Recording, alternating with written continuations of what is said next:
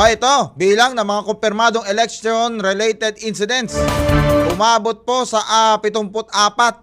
Ayon po yan sa Philippine National Police o PNP.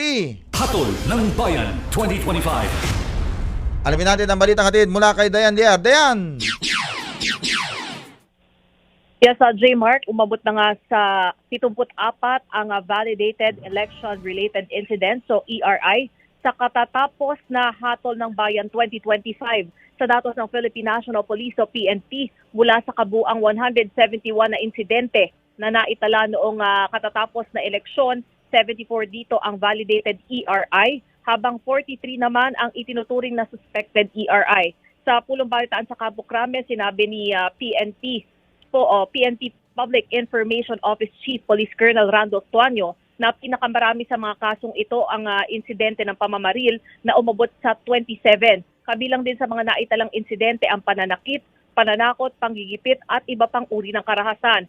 Ayon kay Tuanyo, mas mababa ang bilang ng validated ERIs ngayong taon kumpara sa 105 na insidente na naitala noong barangay at sangguniang kabataan elections noong 2023. Sa ngayon, wala pang inilalabas na opisyal na datos ng bilang naman ng mga nasawi. Ngunit sinabi ni PNP spokesperson, Police Brigadier General Dean Fajardo kahapon na aabot sa 20 ang namatay sa kabuang panahon ng halalan.